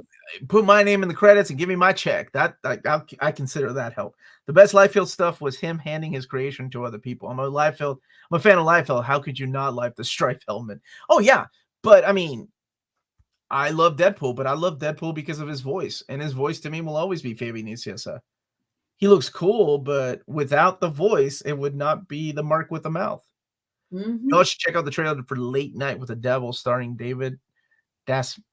Oh, that guy is awesome. Looks like a fun time. I do love that actor. Matthew Vaughn says Deadpool 3 will save the MCU. I don't know about that one. The few snippets that I know about Deadpool versus Wolverine are unbelievable. He said, I don't know if it'll be a good movie. Whether or not it saves the MCU, that doesn't mean the two have to be the same thing. It could be a great movie. Whether or not it's going to save what happens in the cinematic universe, I don't know. Maybe I'm just a little jaded at this point. I think what Kane was saying brings it back to that. She was talking about why haven't they unveiled the 4? Yeah, I think it's good to sit on it for now. I think it's good to keep people wanting it. Yes, and if you have that, when it comes out, then the anticipation of going back to the cinemas will come back. Because right now, I think people are just like, not everybody, and I don't speak for everybody, but I'm speaking for a lot of people, obviously due to the sales of the last movie they released, the ticket sales. They're just like, oh, I'll just wait for streaming to watch that. Whatever. Even if I watch it on a Saturday when I'm bored, I'll watch it on a Saturday when I'm bored. I think that's what's going on in the MCU right now. I'm sure Deadpool 3 is going to be great for sales. It's going to be awesome. I don't think it's going to guide. I hope it's not the guiding light of the MCU Phase 5. Yeah. Like that's what I'm hoping of. I have to say, with honesty, I'm going to watch the upcoming DCU movies because I know I'm tired of the Cermak universe movies. I think it was MCU movies. Oh, the MCU movies? Maybe. For me personally, the pandemic has changed my view of going to theaters, so I don't go to them as often as I want to. Yeah, it has. And not just you, but for a lot of people. We've seen a lot of movie theaters close. Because, ticket prices aren't what keep movie theaters alive. It's the concession stand that keeps those places alive. And if people aren't buying things, it sucks. Eventually they close, right? That's what can you do? Yeah. Prices keep me away. Absolutely. It's expensive, man. I took my kid. It was me and my 2 daughters. And it was like $80 for food and tickets. Whew, it ain't cheap. That's because and that is large part of the production companies, right? They're holding on to a lot of that profit. So what are our theaters supposed to do but jack up prices so they can get some of that profit too? Bob Iger announced 2025 slate for Disney: Captain America, Brave New World, Fantastic Four, Elio, Avatar 3, and Zootopia 2. Yeah, apparently Moana 2 is coming out at the end of this year. What? They just announced that. Yeah, did not know. I know they were going to do a live action, which I hope that gets scrapped. Please, that does not need to happen. But there's a Moana 2 that's coming out. I had no idea. And then I just saw it pop up. I was like, oh, the end of the year. I thought they were doing like a Moana live action. They were. I thought they were too. But apparently they also did an animated one. Huh. Okay. What's Elio? I want to say that is a animated or Pixar, I think. Is it got Luis Guzman in it? It's about an 11-year-old boy named Elio Solis who accidentally became the intergalactic ambassador. Clearly, this is an animated movie of planet Earth after being beamed up to the Communiverse by aliens for making contact. Is it Pixar? Yeah, it's Pixar. Yeah, it's Pixar. So it's a new. You can tell by the. Yeah, you can look at the. It looks very Pixar-ish. So it's so weird. I haven't seen. I think the last Pixar movie I saw was Red Panda. Was that Pixar? that would be the last, yes, because that was the big issue is Red Panda, Soul, Luca were all Pixar movies. They released straight to Disney Plus, and a lot of people are like, "Why could you would have gotten?" I didn't watch Luca in theaters. Nor But the Dragon movie was awful. The what? Raya. I did not like that. Right, that was just an animated like Disney princess. Disney one. Yeah. But also, I feel like people are burnt out on these overarching series. They want something fresh, which is why Barbie and Oppenheimer did so well. You know what I wish they would do more is more of those Werewolf by Night one-shots. Yes. You know, that was really cool. It gives you hope for a little more whenever you see Man-Thing at the end or Ted coming out of there. That's what I want more of. I don't do food, but tickets for matinees over $12 is just horrible. I'd gladly pay under Holy crap. You go to our local theater. During December 2020, they announced Moana Disney Plus animated series, but Bob Iger turned that Disney Plus series. They made it into a movie. Oh, that's gonna go well. Well, probably because they realized that. So the interesting thing is Netflix right now, while we're all wondering who's going to win the streaming wars. I think Netflix has won the streaming wars. Everyone else jumped into it thinking they're going to make all this money, and no one's making the money they thought they were going to make. And I think they're redirecting a lot of their courses because whatever Netflix, I don't know if they probably don't share their secrets, but first of all, the password sharing crackdown has given them a lot of money. Introducing ads has helped them bring in money. And now you're seeing a lot of people like Amazon. We all know Amazon. I remember I told Omar, hey, by the way, tomorrow your Prime's going to have ads. If you want to pay, you got to pay $3.99 if you want no ads. So the yearly subscription you already pay for. So people are starting to realize that streaming may not be the cash cow it once was. So it makes sense to make Moana 2 into a movie because at least they get box office returns from it. I don't know how they're going to be, but maybe because it's Moana and it did so well the first time around, it'll bring kids out. Like that was my daughter's first movie in theaters was Moana. What they need to do, honestly, or what I think should happen is introduce the notion of the Disney Vault again.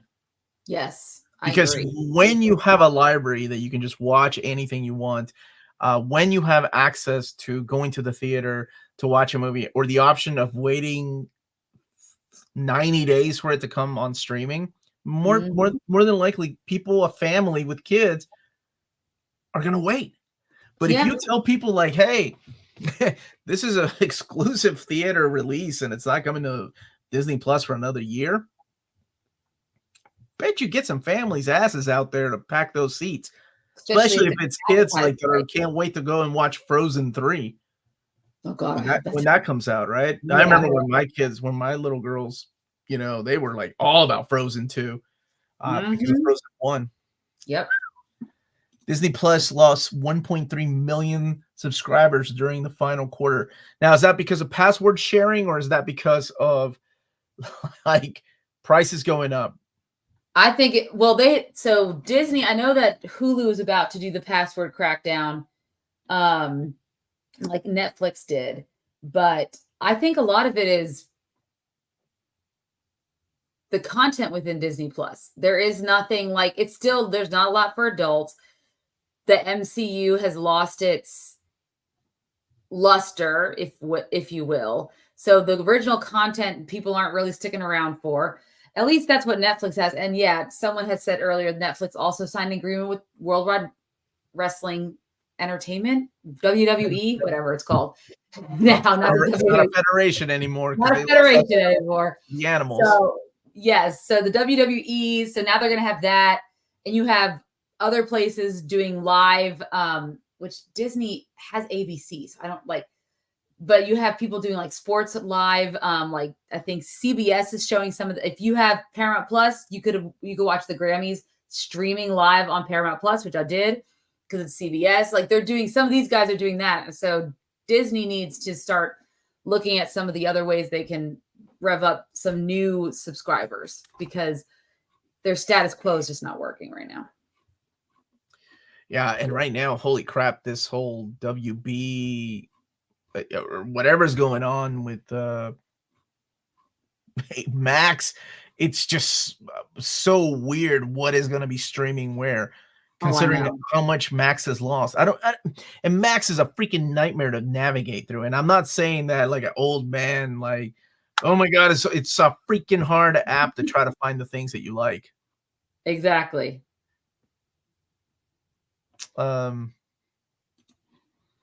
Disney signed a deal with Epic Games. That is mind-boggling. Wow. WWE Raw. That's crazy. So will they still have pay-per-view and things like that? If Disney made more documentaries about old Disney movies, I would eat that up. Yeah, wasn't there a Disney documentary about, like, there were a couple documentaries and they pulled one or two of them for some reason. They made one about Harrison Ford. Did they? Yeah, okay. Because of like being Indiana Jones and Star Wars stuff. That was like cool. Okay. So Disney, ESPN, Fox, WBD will be launching joint sports streaming services fall. Oh God, I gotta make it go up. Can I save some money if I don't watch sports? Yeah, hopefully. Same thing with video games trying to kill physical games. You will own nothing and be happy. Oh, don't. Yeah, that stuff bothers the crap out of me. Right? Physical media just going away is just a nightmare. Like, Matt Damon made a really good point about how streaming is killing DVD, really hurting the industry on Hot Ones, the Hot Wings interview show. Check it out.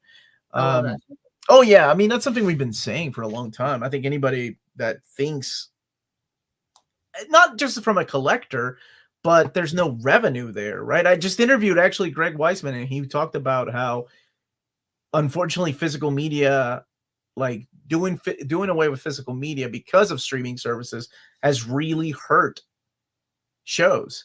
So he was talking about pitching new shows, and he was like, nobody is shopping for new shows right now. It's kind of on a standstill.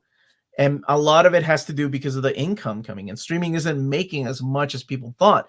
Back when we had physical media for sale, like physical Blu-ray release of, like, we were talking about Young Justice, for example. Like, there is no Blu-ray release of Young Justice season 4. I love that show. Like, they have 1, 2, and 3, and there was no release of season 4.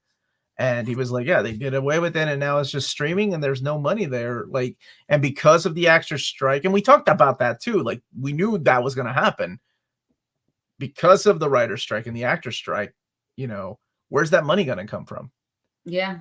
I mean, it's fair, right? It's totally fair that they get their due, but it's not like money just comes out of thin air. Somebody's got to pay for that stuff, and it's not because you're buying physical media, and streaming is just a fraction of what it used to be when you produce something. Right. Imagine the same thing happened to omnibuses. I've said that on the channel many times. I think when it comes to physical media, I think books in general, not just comics, this will be the last thing to go. I think movies, video games, books, and obviously those were the first. I think books will still be there, but comics and collected editions and books will be the last thing that go as far as like physical media. Yeah, because it's funny because you think about before we had streaming, we had the Kindles and the Nooks that were coming out before we started doing all the streaming services, and obviously not music. Music pretty much has gone digital for, well, quite some time. Thanks to Napster, our music has been digital for quite some time before all of this was digital. Hey, but vinyl's making a comeback. I've got plenty of vinyl, yes. But books, I mean, not only the comic books, but I think about, and they're smart too, because I'm getting into the romantasy genre because of my sister, and like it's a real thing and it's a beautiful. But these authors, I mean, they're writing these massive series that are selling millions of copies, and it's not just one copy. Like the recent book of this one series for this author called Sarah J. Maas, not only did she have the regular version that came out last week, she had a special Barnes & Noble's edition with an extra scene in it that you wouldn't get in the original. Then they have an independent bookstore edition. You only get independent bookstores with another scene that's different than the Barnes and Noble scene. And then they had a Walmart edition with a third scene that's also different from the other two scenes that you could also read. And then there's a Target edition that you could also get with a fourth. Yo, this reminds me of the Amiibos. All of those are sold out. You couldn't buy them at all because everyone wanted to get their hands in. And you know these girls bought more than one of those copies. So they're buying double, triple of the same book. I own 2 of them, the Walmart and the original edition myself. And that's like, it's the industry. So you're saying women have a tendency to spend more money on collectibles? So maybe maybe people need to be thinking about catering to their right. But people bitch about comics like, oh, this isn't like the comics in my youth. But I mean, that's always the counter argument, right? Because your target audience, the audience has changed, right? The target audience has changed. Yes, big booby, big gun comics are still out there, but it was everywhere when I was a kid. Oh yeah, I mean, that's how everybody dressed in comics. But it wasn't just women, right? They objectified men too, like super muscular dudes with big packages. And I'm not talking about the ones from UPS. What's that? So I've seen a lot of the old Nightwing drawings. Right. Well, even new Nightwing drawings. But you know what I'm saying? Like, I think the target audience has changed. And that's something that comics has been trying to do because they see the sales of books like that. Yeah. Yeah. I mean, I think people are sleeping on some of this stuff. I can't even find some of her older works in like a Barnes and Nobles. You have to only buy it online if you can find it. And it'll be hard to get rid of that because I am one of those who I just can't, like, people do read audiobooks or listen to audiobooks, but at the same time a lot of people want to see the physical, and those Kindles, the people just haven't gripped as much as I thought they were going to. You know what's interesting is I was just thinking about tablets today because I hadn't seen, like, you know, they were everywhere. Barnes and Noble was pushing their exclusive ones. Amazon was pushing their exclusive. And now it's like I don't even see an ad for them anymore. No. I don't see. They're not expensive. Like the Amazon Fire tablets are super, like, in relation to other things, are pretty inexpensive. I don't remember seeing big packages in comics when I was a kid. But maybe because what are you trying to say, Aria? I guess me and my therapist need to have a longer session next time. I think you do. Oh my God. TBR books and comics can confirm. I love physical media, not just for the permanence and control, but also for special features and documentaries. Streaming just doesn't compete. The Disney Plus featurettes are great, but streaming only. Oh, yeah. I mean, I love when Amanda and I reviewed The Lord of the Rings in December.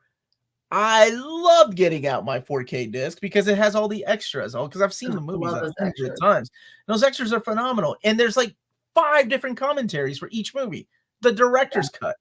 So if you know how long the movies already are, and then you have 5 different commentaries, holy crap, it's amazing. I carry around Brando Sando's Stormlight Archives Volume 3 to work every day. Like, that is a chunky boy. I like buying special hardcover novels too. Orbit produced some awesome Witcher hardcovers. And there's a lot of these like book crates and stuff that are out there now. You can get like monthly subscription. They have special editions with the sprayed edges that are beautiful, like to position on your shelves. I mean, there is a niche there that is really making money. Like, there was a young lady that tagged, I don't know what the hell it's called, on my TikTok when I said how many different versions of a book can I buy because I love the story so much. And she started showing off her books. Now she likes books. She doesn't like comics. But she was like, and you know what? I don't read a damn word of French, but I have this French edition because it's got these gold gilded pages around it, and it's a beautiful version of the book. And I'm like, that is a beautiful version of that book. That is really cool. Like, you know, if it means something to you, then yes, of course you'll go out of your way to buy different versions of it. And that's what you can't get from streaming or downloading Final Fantasy VII Remake day one. And yes, you don't have to leave your home to download it, but I don't know. I missed, I talk to Rob about this all the time. Like, I miss those midnight releases of video games, going to a physical shop. Or what you just reminded me of when you were talking about books. I remember when me and Rob would stand in line for exclusive amiibos that were exclusive to Target. Yep. What was the other one? Toys R Us and GameStop. And I remember these dudes driving up because me and Rob were in line with a bunch of nerds. And they were like, hey, what are you guys waiting in line for? And before anybody could say anything like amiibos, I said, oh, the new Madden game that's out. Because I didn't want those nerds making fun of us nerds. Temple of Doom is the best Indiana Jones movie. I wore that VHS out as a kid. I think Steven Spielberg would agree. That's where he met his wife. It's one of the first ones I remember very distinctly because of the pulling out of the hearts.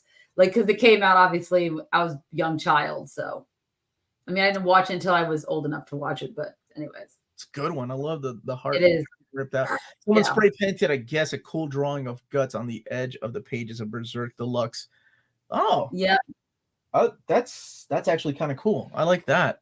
Yeah. People do some really cool stuff with their books. My sister is also one of those who has several editions of the same books that she has to have a library in her apartment and at my dad's house. I went there to visit. I didn't realize that his whole downstairs has turned into my sister's library of just shelves of books. Like your sister's into physical editions too. I love it. Yes, exactly. She is for somebody that's so much younger than me.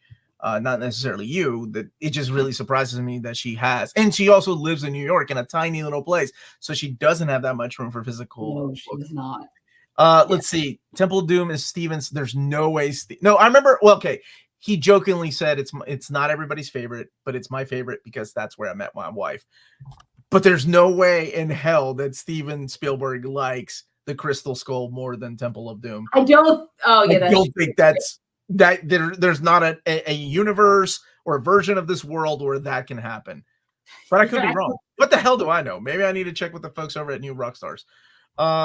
Nerd Forge on YouTube has made over 12,000 page book binding all the Wheel of Time books together. That's awesome. Fairy Loot, Illuminate Crate, Juniper Books, Wraithmark, and a bunch of others do special editions. Also, don't sleep on international releases with different cover. Oh my gosh. This is something I don't want to get into. What happens when a gang of nerds meets a Giga Chat? Somebody's going to get their ass whooped. This is what happens. Omar, Amazon's having a buy two, get 50% off. Which would you get? Okay, I'm deciding between. So you're going to get three?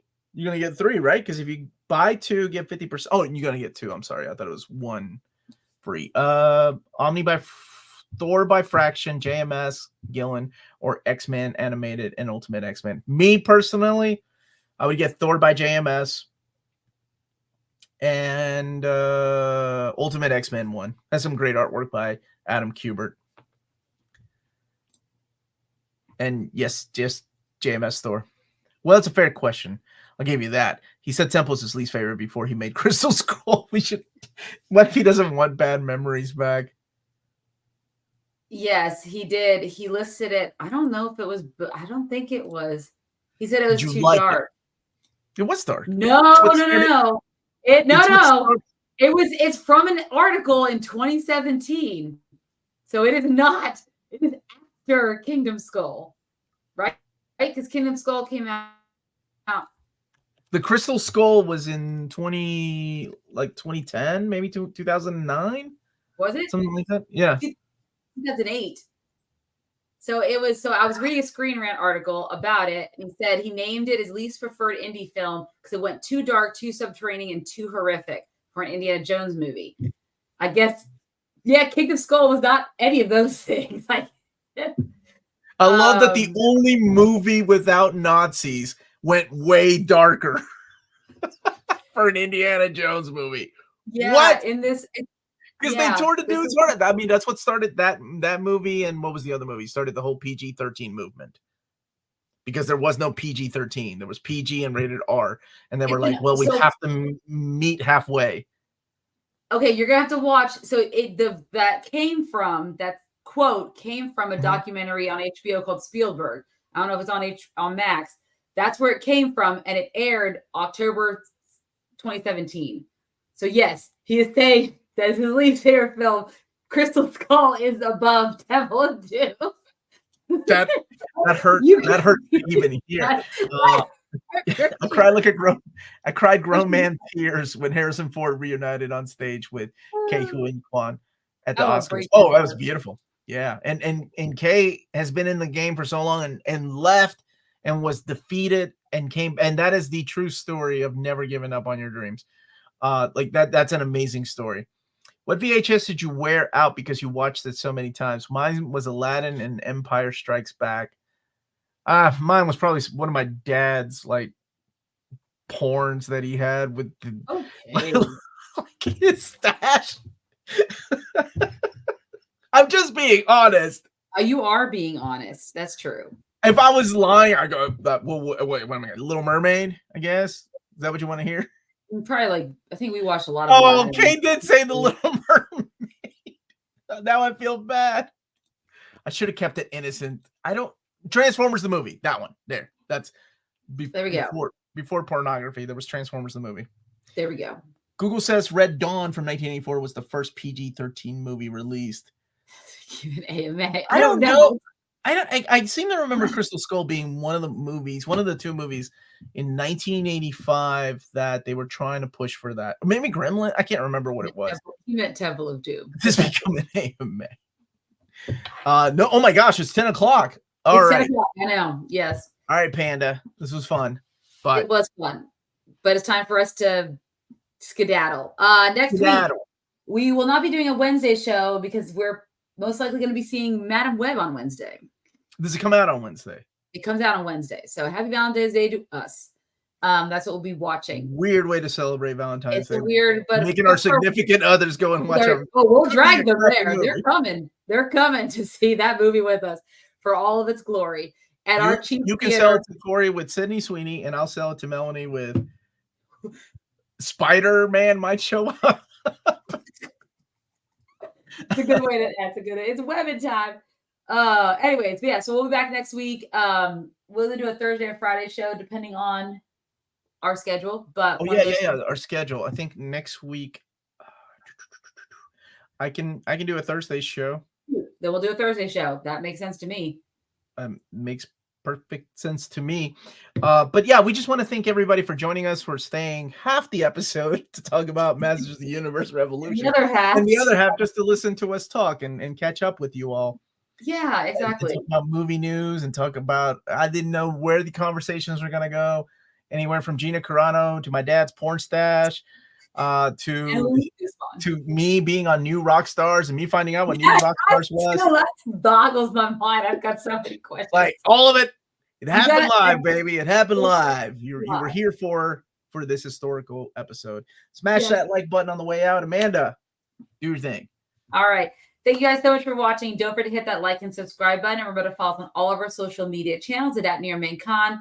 Remember to check us out on Spreadshop for some great Near Mint Edition merchandise. And also check us out on Patreon for $1 a month or more. You can support us here in what we do and get some really cool perks along the way. And last but not least, if it's classy and cool, it must be Near Mint. Good journey till all are one. Good journey seems really appropriate tonight. And we will see you all next week for Madam Web. Goodbye, everybody. You were on New Rockstar. Apparently, I was. Yeah, go check it out. Thanos Returns. I don't know. Quit.